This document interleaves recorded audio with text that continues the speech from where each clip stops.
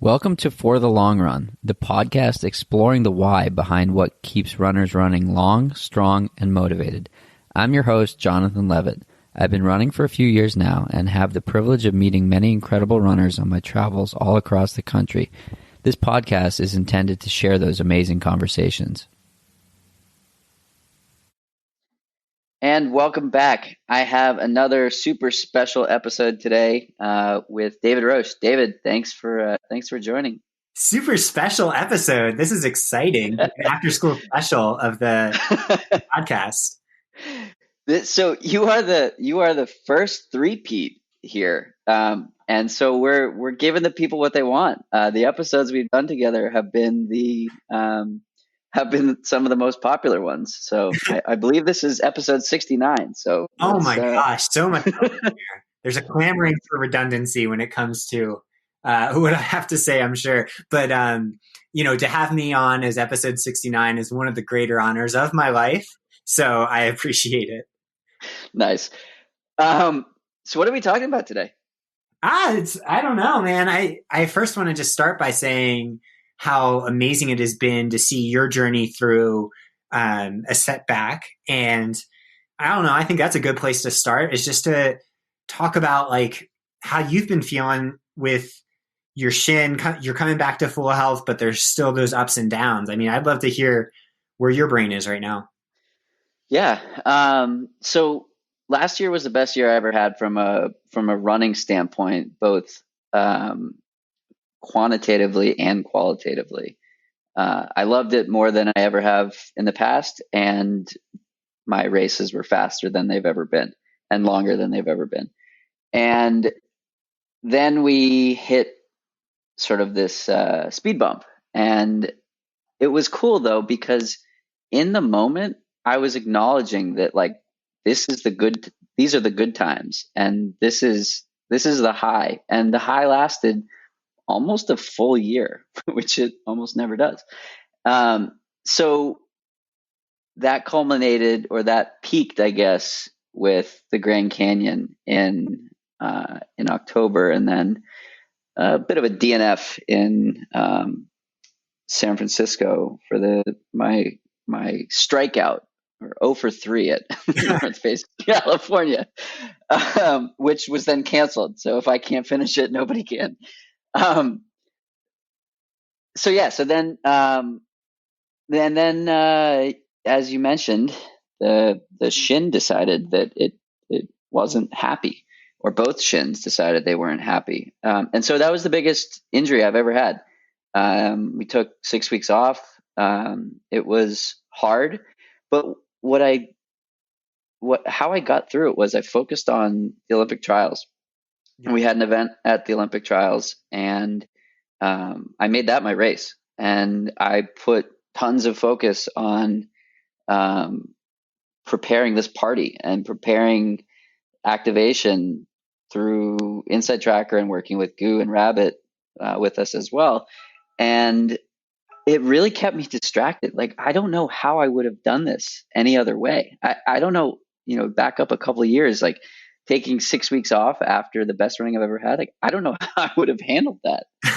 Yeah, you've done so well. Do you think that's given you any insight into dealing with like other types of setbacks? Yeah, I mean, it's like right in line with what we're going through now. I saw a tweet from Brad Stolberg that was like, look at daily increments, or 2 to 3 day increments, not the full picture. And it's sort of like a reversal from how I normally approach things, which is like big picture and focusing on the journey and the process, whatever. With this, it's like get to Friday, get to Tuesday, get to Saturday, like stuff like that. And so, yeah, I think that I was able to take the injury experience, and it was just all about getting to the next week and the next week and the next week, and instead of I'm injured, I can't run for the next month and a half or 2 months or whatever. And that's sort of where we are now. Well, so how are you feeling now? So my first run back was in Utah, and that was like the best return to running I've ever experienced. I was in a place called Snow Canyon, running with a friend, and the backdrop was incredible, and it was like picture perfect. Um, and now I'm on the Cape at my parents' house, running on single track trails that I can access with a 2 minute run. And it's just like it's like a privilege, and I love being able to get out and run trails on weekdays. And yeah, it's still like the ups and downs and doesn't feel 100% awesome all the time. But I just have this appreciation for being able to do it at a time when running is like clearing my head and giving me that kind of fun. That's so cool. So how are you doing mental health wise?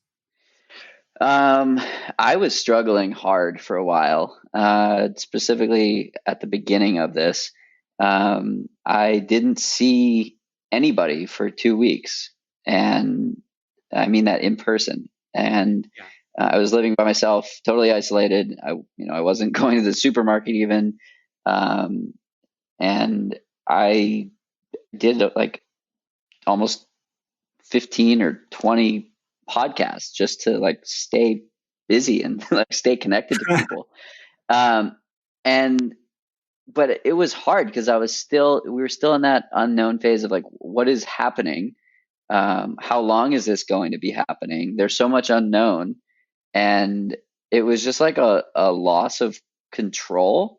And I had a therapy appointment both with my actual therapist and with Danielle Snyder on this podcast. And we talked about grieving and loss, not loss of a person, but loss of like, I fucking love the Boston Marathon, Yeah. like so much.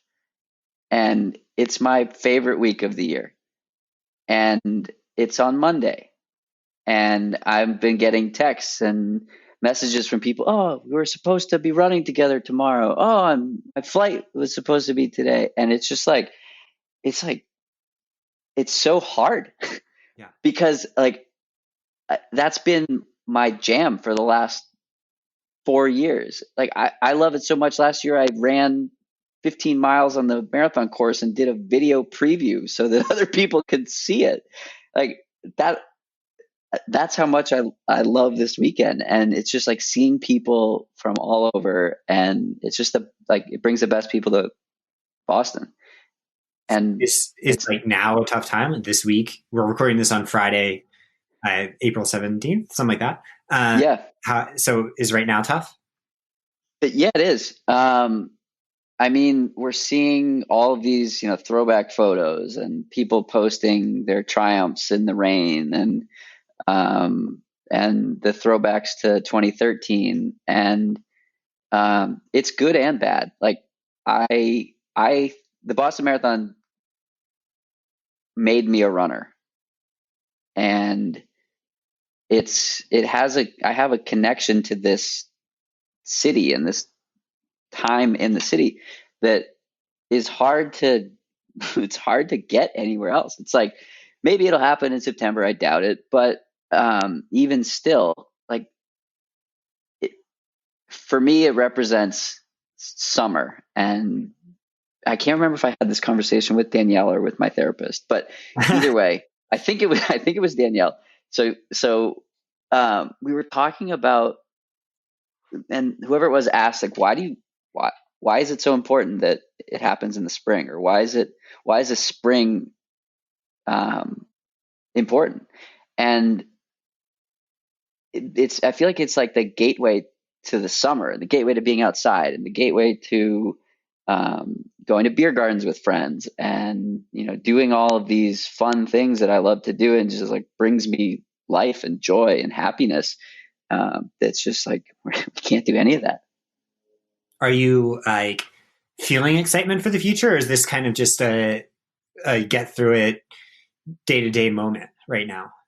It's both. I mean, I'm definitely excited. The problem is, I like nobody knows when anything is getting back to normal. I mean, it So I think it's a blessing that I'm coming back from injury right now, because I would love to be running very high mileage right now and just like running doubles and um, I'd kill for a 3 hour long run right now. And I think that it's a good thing that I don't have the ability to do that right now.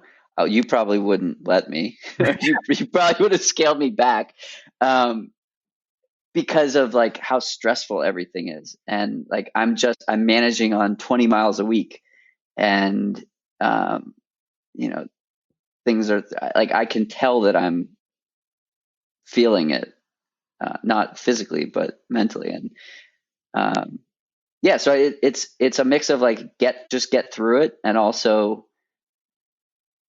like focusing on like we're gonna talk about this in 50 years. Like Yeah. this is gonna be something we remember forever. So you're able to find a little bit of that. Like, seems like, I mean, from my perspective, it seems like you've been finding the the gratitude and the spaces of peace much more recently. Like, I don't know if that's like imposing that on you, but does it feel like that? Yeah, it does. And I, I'm trying to do things that um, I'm trying to do things to like stay positive. I saw a post yesterday from Kate Grace, and she posted a photo with her friends at a restaurant saying, I miss my friends. I miss going out to eat, and restaurants are hurting. And so I want to support. I want to support the restaurants and spread the love.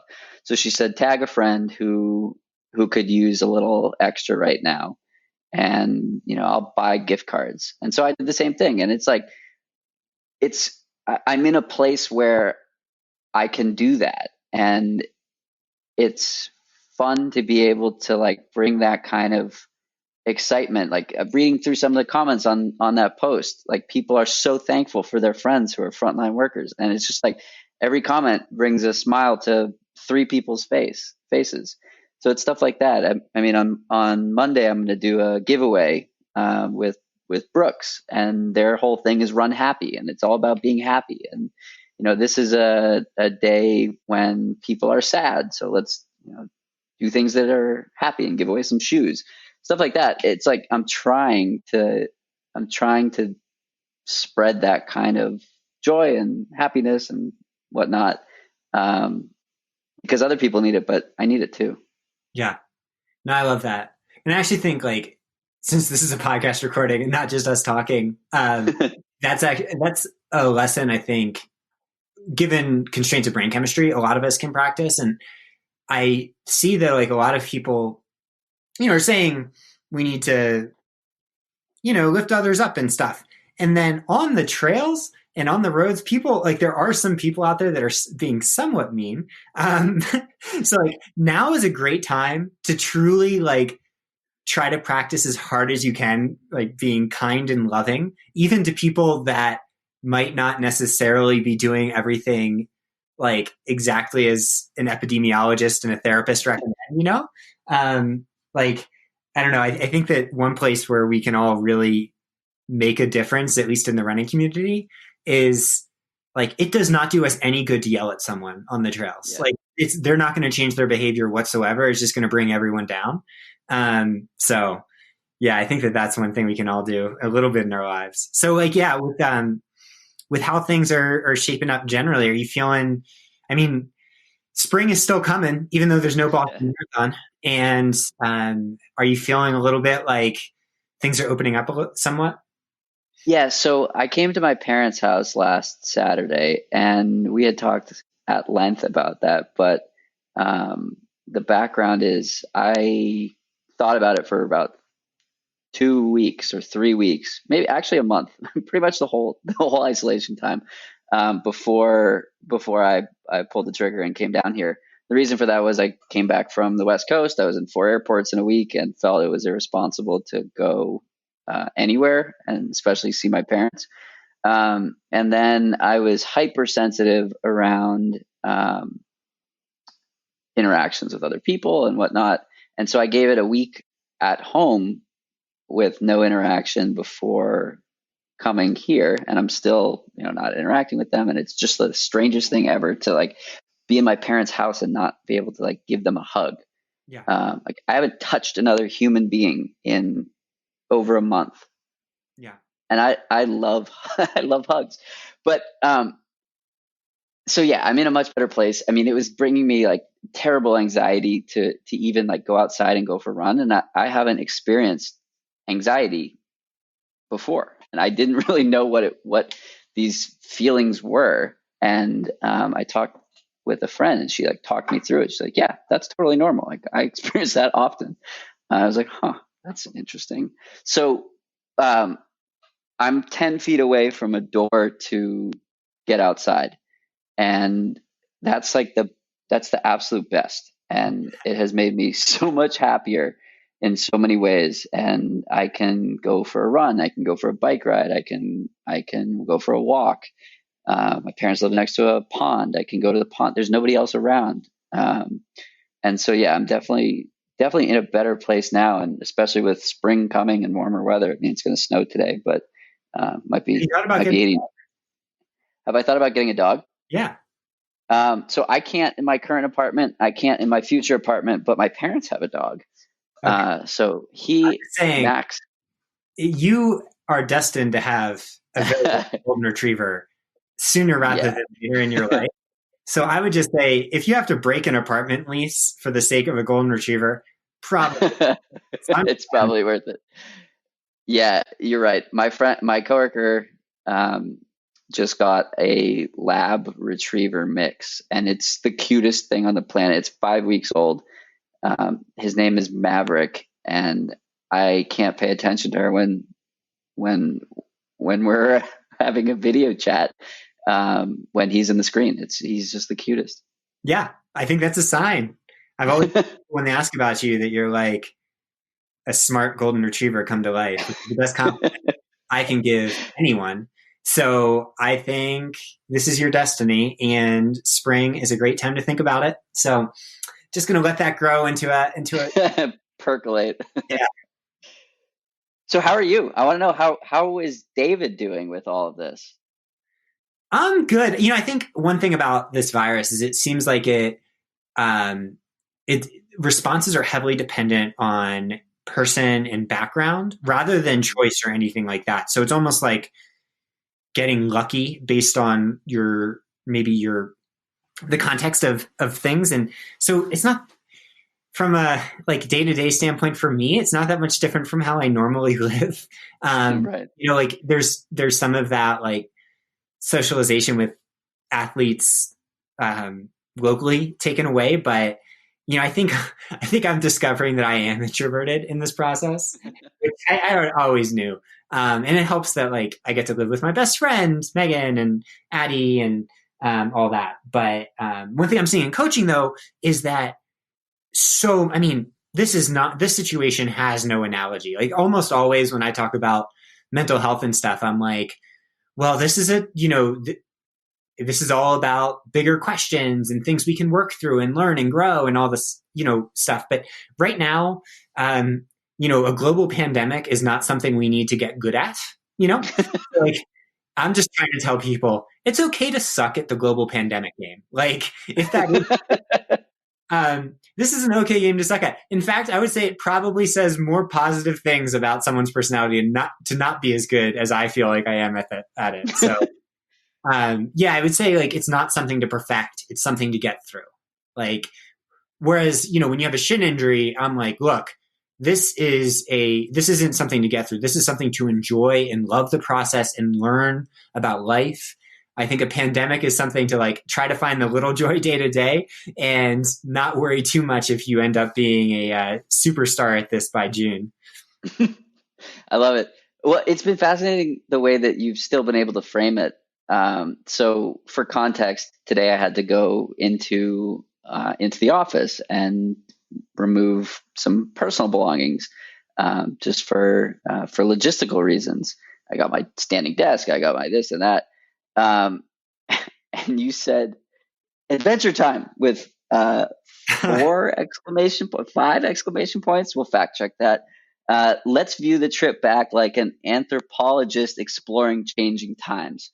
So I I was really not looking forward to going back, and it was funny because I also forgot my building pass at my apartment, so I also had to go to my apartment. So it wasn't just a clean heist. But on the whole, I told a few friends that that's how you had framed it. And so I was sending them videos, with an Australian accent and pretending I was, on National Geographic's Into the Wild, exploring in year 3100 and going going back into the olden days of Cambridge You're like when Bear Grylls going in naked yeah, with a exactly. scorpions on your balls or something. Let's hope not. But Yeah. so it like totally changed my perspective on this thing that I was dreading and made it like it was like fun. Well, yeah, and Um, you know, I just like obviously I don't know everything or anything, but as it relates to you, like I've just been trying to monitor when you're able, like when you're comfortable with me trying to frame it as adventure, because mhm. ultimately that's what it is. And I think, more and more, some people have started to get more into the routine, even if it's not a routine that we need to be good at or we even need to enjoy particularly. Um, it is quite a daily adventure in different ways for everyone. Something like going to the grocery store, it is like, you know, like true adventure involves a little bit of danger. And like you're doing all these things. It's like you're going around the oranges, like Mission Impossible. Like watching your 6 foot lasers just go by, and you're like arching your back to get past them. Um, and that's, I mean, as much as possible, like I really want people to try to embrace that element of it. The fact that like, you know, some of this, it's scary, but like it can also be kind of fun and interesting. And easier said than done, especially for people suffering with mental health issues in the moment. But um, I think that same type of thing can apply to athletics and whatever the context is there. Like trying to emphasize the play element in all of those things. I mean, I think it's the only way to get through it, because we're seeing everyone saying, including like State Farm commercials and stuff, saying we're all in this together. And I mean, I think the big principle there is like that's, while we don't need to be good at the day to day, we're all in this together, not just with the virus, but with literally everything. Like the virus is a proxy for the fact that we're all going to die and we're all going to face these issues and really have to confront our mortality and societal questions that go to injustice and inequality and things like that. And yeah, this is a good reminder that we truly are all in this together. And in that process, if we can figure out how play can come to the forefront in our interactions with others on the trails, in the interactions with ourselves when we're just doing something we have to do anyway, um, it makes things a little bit lighter and easier. Like sense of humor is the only way to get through tragedy, and um, yeah, I think it might be an opportunity for that for some people. For others, it's not, and that's okay too. Yeah, I love that. And I think that it also forces us to reevaluate what's important. Like you bring up mortality and yeah, we're all going to die. Spoiler alert. Um, and I had a conversation with a friend in our group chat with some high school friends, and one of them was just like, "You know what? I need to make sure I'm having fun every day." And it's for him, it helped him reshift his priorities. He's living with his fiance, and they're hopefully going to get married later this year. If we can do those types of things in November. But it, it made him think about like, where is all of his time going? And is he happy about where that time is going? And now that maybe we have a little bit more control over our time, maybe. I mean, if you don't have to commute. So you can you can shift that priority from whatever is taking up all your time or whatever was taking up all your time to doing things that you enjoy. And I think that that's powerful. There are other takeaways that I think are awesome from this. I talked about this with Danielle as well, but I got on with my college friends on a Zoom call for the first time in, and for the first time in 8 years, we were all together in the same room. I mean, room with air quotes, but Mhm. we were joined by friends from New York, Boston, and South Korea. This technology existed 3 months ago. We chose not to use it. But now, when you take away all this small talk, it's forced us to, you know, go towards the big talk and go towards. You have to choose to talk to people. Yeah. Yeah. No, I mean, super interesting to just see how how this process unfolds because yeah, the thing with time is it goes really slow day to day, and I think that that's one thing that quarantine really brings home is that you know if you're looking at the clock, the hands move extremely. It's like a snail up there, but Right. glance away and that clock moves fast, and understanding that and trying to like so in coaching, seeing behind the scenes a little bit, this time has been so hard on people. Like, not, I think, yes, the mental health, anxiety, depression is really bad, but then seeing the interactions, like how many people are losing everything that they've worked for in some cases, or like, um, you know, just in other words, the spider web of all this is catching almost everything up within it. And Right. yeah, and that like the people that are finding at least some solace in the process are able to work through whatever mental health issues they have or anything and find small gratitudes, like gratitude for the littlest things imaginable, anything from like just being able to breathe, to a meal, to sleep. Sleep is really awesome. Gosh, sleep's great. Um, and things like that, rather than needing like all the big picture stuff. Easier said than done, but yeah, I mean, in that process, like the main thing I think that people really need to try to give themselves is as much patience as possible, because this isn't an analog for anything else.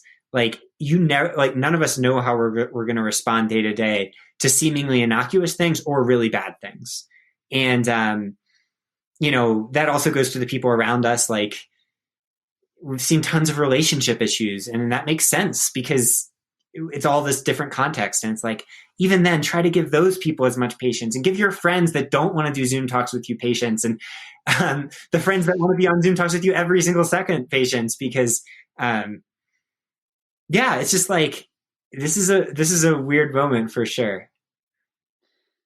Yeah. It's yes. um, so I had yeah. So the piece where like everything is stripped away is hard because nobody is in control of that. And like an example is like at work, we've had this momentum building specifically over the last like 6 months, but last couple of years, like things have been going really well. And my boss has just built a very thorough and detailed marketing plan. And we had the resources to try new things and do new things. And all of it just got gutted like immediately. And it's crazy to see something that you put so much time and effort into just completely taken away and lose all momentum. And then it's just like what I find fascinating is how people respond to that. And I think we're learning a lot about ourselves and about the people around us. Mark Cuban tweeted recently that this is the time where 10 or 20 companies will rise and will remember what these companies do because I mean, I like the phrase "pressure makes diamonds."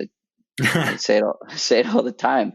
Um, I don't say it all the time. I don't know why I said that. I Yeah, like it. you stitched it into a quilt that's around your shoulder. So anyway, pressure makes diamonds. Yes, it's an upcoming quilt. Yeah. But yeah, I think that like crisis forces change, and those of us that, I mean, it's tough because like some people have a foundation to build around, and others have had literally everything taken away immediately. So it's like, where do you how how do you take your second step after everything gets taken away? So Yeah. what have you seen? What have you seen in Swap? What have people been doing um, in order to just keep going, just keep swimming? Well, I think that, like you said, there's a certain amount of loss of control in all of this. And that might be the one good thing, like, that comes of the craziness, that there might be some way to like grow from that specifically, because, you know, control, as I'm sure a lot of fortune cookies have said, control is mostly an illusion, right? Like we want to put this external structure on things, whether it's with like a business or, our future in general, or our health, or our eating, or anything like that. And all that stuff is a way to try to, you know, exert things onto the universe that might not be like necessarily, it might be more in our heads than it is in reality. And because this has stripped down so much of that, I've seen that like a lot of athletes have had to come to terms with things like that maybe they have been able to not really think about in the past, unrelated to the virus. So like Mhm. thinking about their relationship with food, their relationship with their mental health, all these other things. So, I've seen a lot of athletes do remote therapy. A lot of athletes start to, like actually reach out for help to friends and things like that. Um, and then also seeing a lot of people that are able to, like, are, especially now in the last couple of weeks, have been finding beauty and making the best jokes and all that good stuff. So, um, yeah, I mean, I think the crazy part here is that this is, this isn't going away anytime soon, and there's no end date in sight. And letting go, not just of control short term, but control through this, like, it's appropriate that it's indefinite, because that's a true, like, if it had an end date, even if it was 2021, like some date on 2021, then there would be some temptation to be like, oh well, I'll do this and this after that. And understanding that, like, it's okay not to have those things, and to, find the presence a little bit more, is super cool. And I struggle with that myself constantly. But athletes are lifting me up in that process. So yeah, I'm seeing a lot of people enjoy their runs like maybe they never have before. And I think that since a lot of people listening are runners, hopefully, probably most, like, that's a place where maybe we can find out how this lack of control in other places can make running so much more like delicious. And I say that word specifically because it's like all the different flavors that go into it, the crappy days, the good days, the everything else, like all of it is preferable to, another like hour on the couch for at least for me. So like it's a good chance to reflect on that.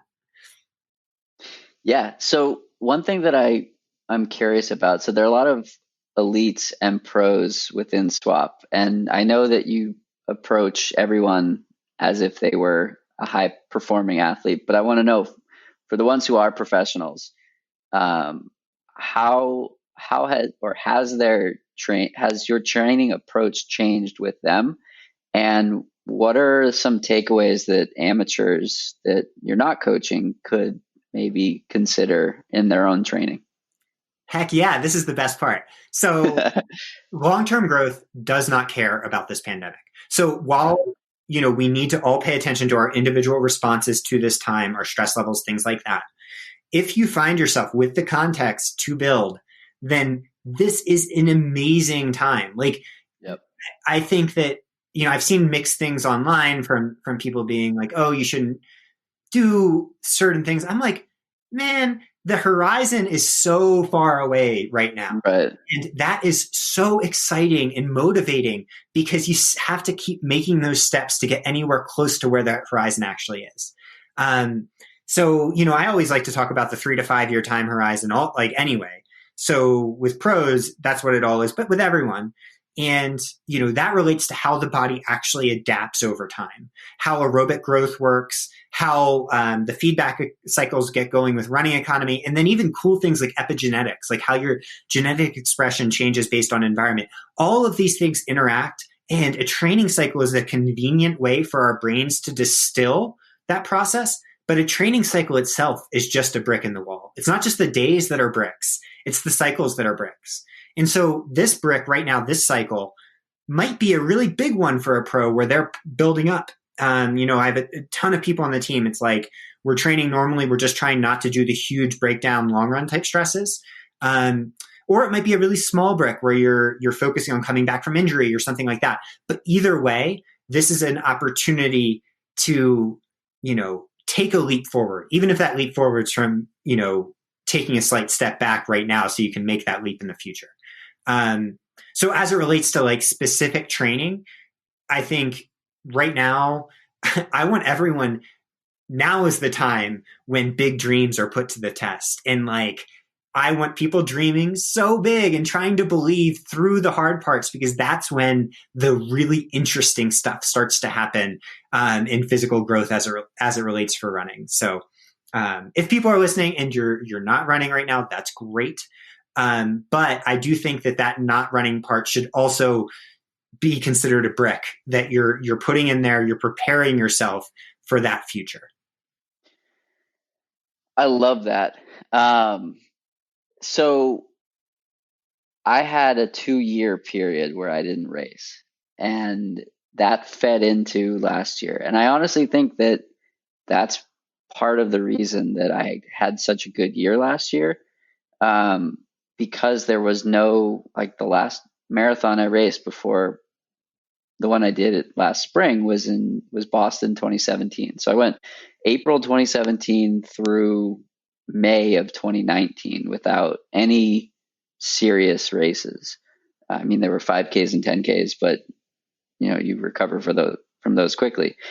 And it was just like building and building and building. And then when I finally raced, it was like, I'm a whole new person, with a whole new layer of fitness and a whole new bunch of bricks in the wall.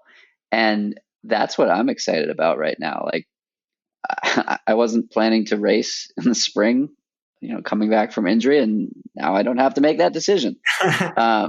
And, probably won't be racing a marathon in the fall. So now I'm looking at the same thing, like 6+ months of just building, and especially coming back from injury. I think that's healthy, and I think that's good, where, I did want to do a spring marathon, but now there's no recovery block that's needed after that. It's just, the trial of miles. Yeah. Oh, heck yeah. And I think that gets to 4 points that anyone listening, when you're thinking about your own training right now, is like how long-term growth works within the context of like what we're doing now with nothing on the schedule, like nothing specific on the schedule, though you can make your own things. So like the first thing is aerobic development via consistency and volume. Like right now, if you have the capabilities, it's a great time to just try to get comfortable running truly easy and doing it as often as you can, or maybe a little bit more of it. Those aerobic developments. So angiogenesis, like the building up of capillaries, the way you process oxygen over time, like all of that takes probably 10-ish years to start to really optimize. But even then, it can increase long into your 40s, 50s, 60s. Like that aerobic, once you put liquid in the aerobic bucket, you don't just fill up the bucket. You just get a bigger bucket to put more liquid in. Mm. This is a time to make a big bucket. That doesn't mean you have to do huge mileage or anything. It just means to really emphasize, okay, now I can actually build my base, a base that I haven't had time to build for a long time. And base being not like a simple term, this really complex scientific principle that's here distilled down in a way that we're usually preparing for races, but now we have a time to do a base for the rest of our running careers. How cool is that? Might never get that opportunity again. And so that is a major chance right now. The second thing, quick word from Megan Trainor. It is all about that base. I think she was all along. She's like been a swap co-coach. We'll need to like pay her royalties or something. So that, and then the number 2, what else improves this long-term cycle? Running economy.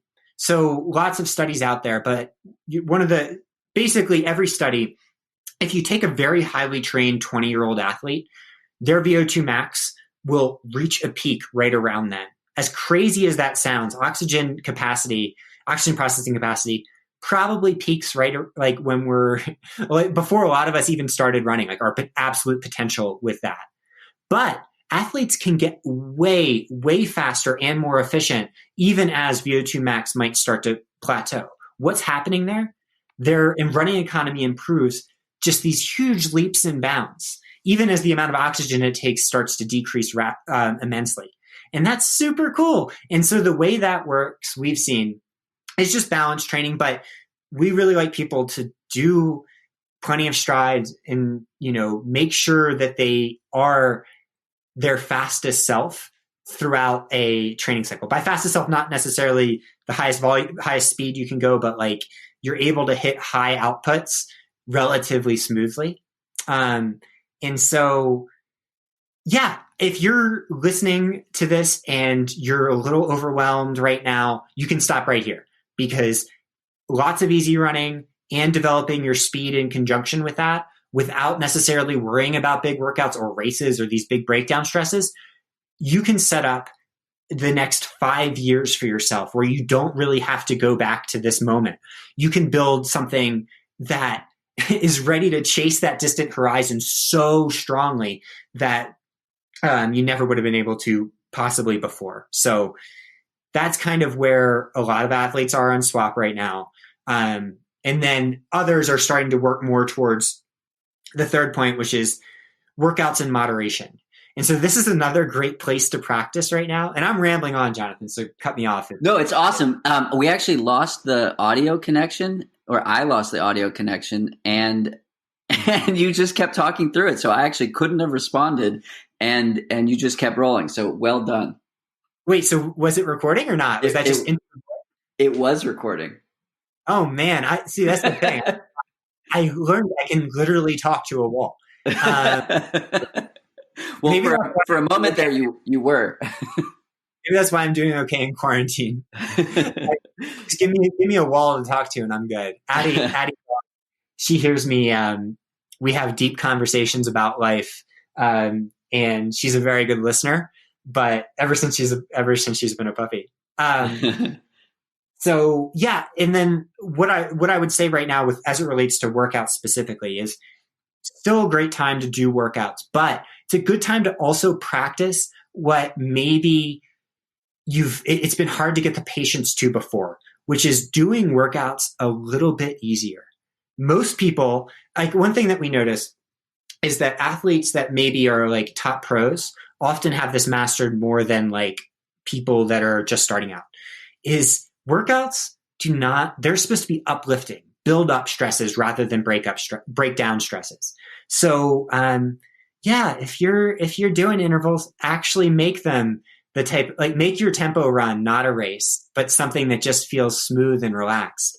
Do your 15 minutes at 1 hour effort rather than 1 hour effort that becomes 15-minute effort very quickly. Those types of workouts, like it's not going to suppress your immunity. It might even make you feel better on subsequent runs. But it's a great time to really practice that. And then the fourth point is just to prioritize play. And this goes for any time, but especially now. Like running and what we're doing out there is so so cool when you think about it. Like it's easy to say, oh, 4 miles, that's a number on paper. But what actually goes into that is this super complex movement where you're taking turns. If you close your eyes for a second, you've just like run into a tree, like it's a super interactive, cool thing. And, to try to find those moments. So like when you're doing strides, don't think, okay, I have to do these 4 strides. This is my third one. I'm excited for this to be over. Think, oh, I'm a kid at a playground again. This is tag. And that's how I feel, or whatever, like anything like that. And so just trying to inject as much play into running as possible. And I think that might be good too, because can kind of start to channel that play into other parts of life and finding the silliness in it and this uplifting lightness. I love that. One question that I had, sort of related to the workouts. I've noticed that my first workout back includes 6x1 minute hills. How do hills play into it? Why are hills the first workout? Let's talk about them. Let's talk about those hills. Yeah, amazing question. So I would actually say that if you're listening to this and you have an injury history, you're not necessarily, if you're not racing like mile races or whatever, you can get everything you need from doing your intensity on hills. And so that might be a semi-controversial statement, but it's something we've tested with a lot of different athletes. A good example being Nicole Miracle, who for 4 or 5 years now has done almost every single one of her focused workouts on uphills and has progressed to being a many times over world champion in OCR and insanely fast. Master check collector. Yeah, exactly. She has more oversized checks than like Public Clearinghouse or something. Her bank definitely thinks she is a giant. So yeah, like the thing with hills is just from a very basic perspective, impact forces are greatly reduced on uphills. So what you're putting out the same amount of output or more. A lot of people often put out more output on uphills without, or uphill intervals without necessarily realizing it. But the cost, like, so the metabolic cost is the same or higher, but the musculoskeletal impact is less. So your body can adapt to that really, really well without risk. So, for us, hills are always the start of training blocks. And I mean, it's a pretty common, but then sometimes, especially for athletes that might have a history of hip injuries or stress fractures or are over 50, hills will be the primary source of intensity throughout a cycle.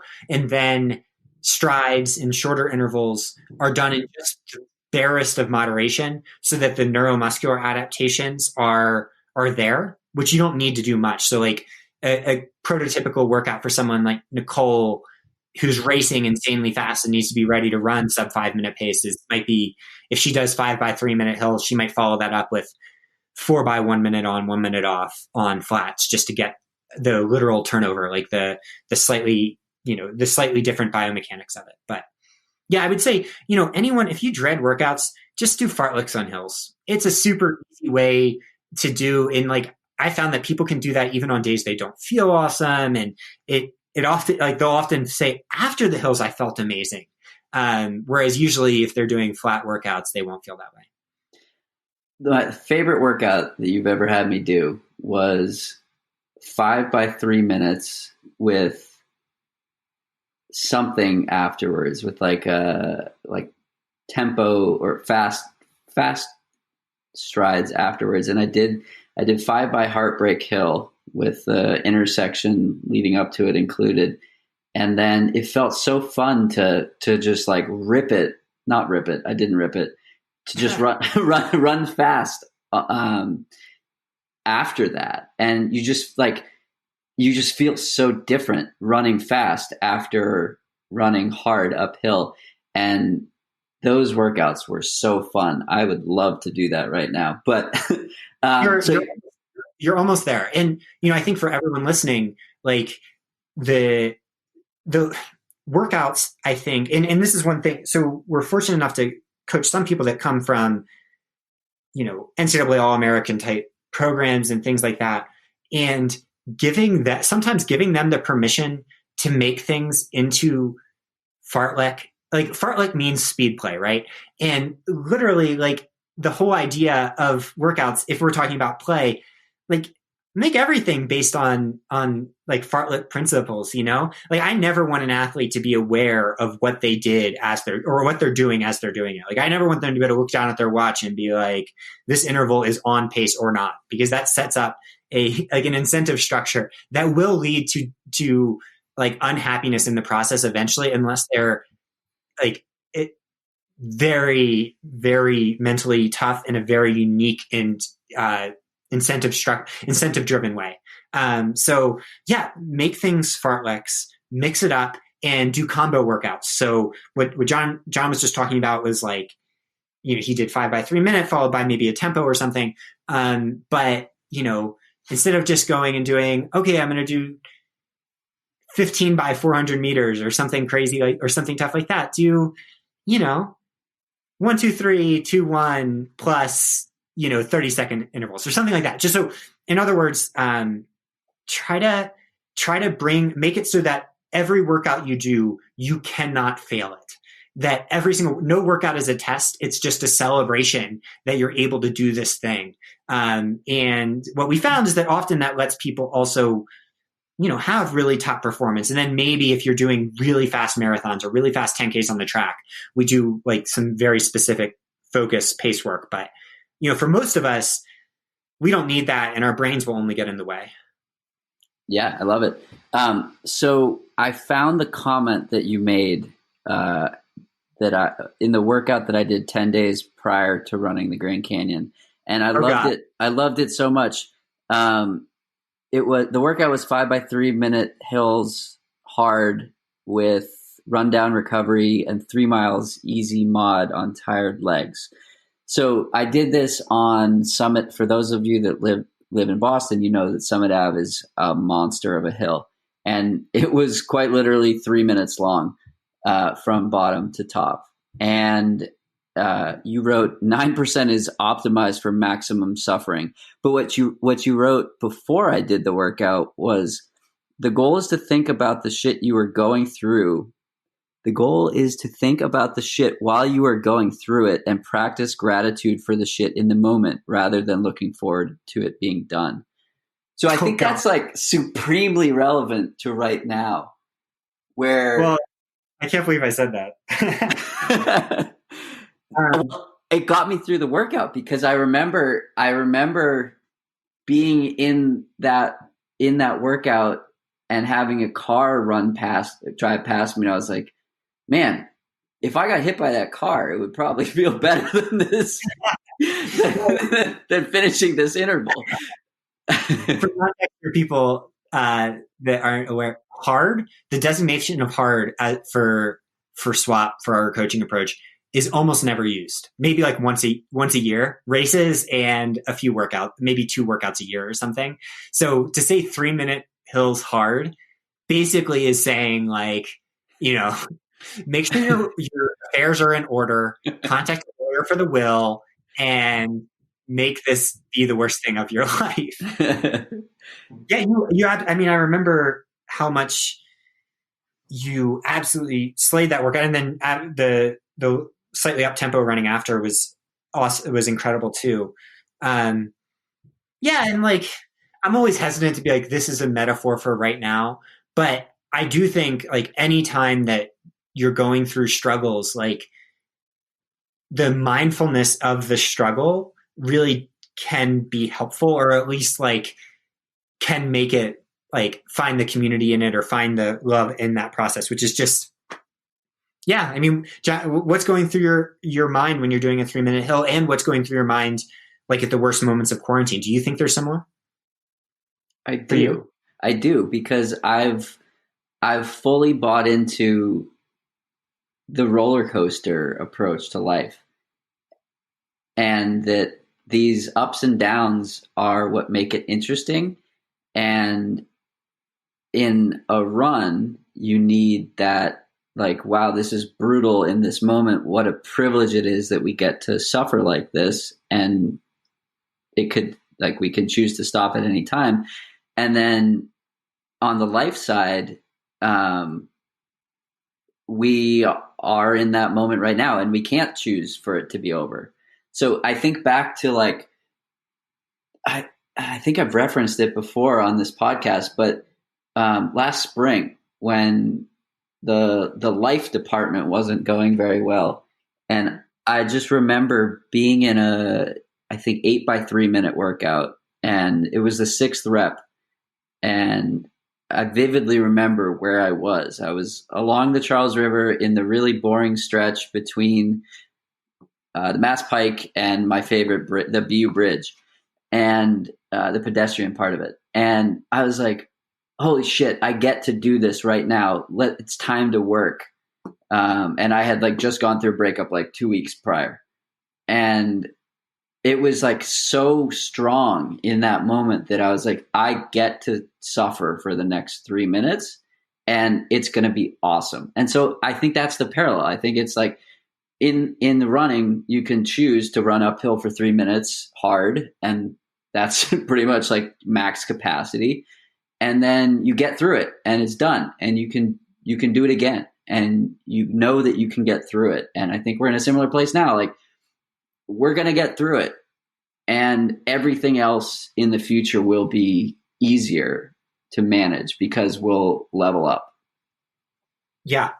No, I mean, I love that. And, so I might have even mentioned it before, but the book Comedy Sex God by Pete Holmes, I think is a great one for anyone in these times. Super funny. But one thing that Pete Holmes is a comedian who went through, some of the worst life moments and came out the other end with this perspective that I think is super amazing and uplifting, but also real, and sees the nastiness in life sometimes. And his, like, mantra or whatever that he uses is yes, thank you. So, like, it can be something super simple. Like, in the old days, you're stuck in traffic and you're just like, yes, thank you. Like, what am I in a rush for? But, in athletes on the team, I've seen the ones that are able to try to say yes, thank you to the universe when it might not be exactly what it should be. Or, like, it might be in the mind's eye in this long-term plan, are often the ones that, are able to handle things a little better over time. And I'm talking specifically about running right now, especially. So, it's so easy to idealize running. I mean, we're on a running podcast right now. We're talking about hard workouts that we're uplifting, but, like, a lot of running sucks. Like, for everyone, even that pro that makes it look so easy, they'll sometimes go out on a run and feel like royal shit, and I know I have those constantly. I think I have more than most. Royal shit. Yeah. Addie has those. But that in those moments, like, if you're able to find, like, that's the time. I don't really, the hard workout is interesting, but what really interests me is the grind. Like, what is someone's reaction in the grind? And, when you're taking a poop on the side of the trail and all that, everything feels terrible. That's the moment to be like, yes, thank you, rather than the great workout. Because, like, if we look forward just to those things, then, there'll come a time where we get injured or where things don't go great. And, it's existential crisis time. But as it relates to quarantine specifically, I think, that might not even apply. The best thing to say right now might be like, fuck you, universe, and I'll get through this. But, I'm not sure exactly. I think that's something that Danielle could probably answer. Awesome. Any other words of wisdom before we go? I know I could go on for hours here. Oh my gosh. Well, for everyone listening, and Jonathan, since he's listening too, you're so loved. And when I say loved, I don't mean like, this infinite affection idea of like romantic love or anything like that. I just mean that no matter where you are or what you're doing, like, you are enough and you are, everything you need to be as you are.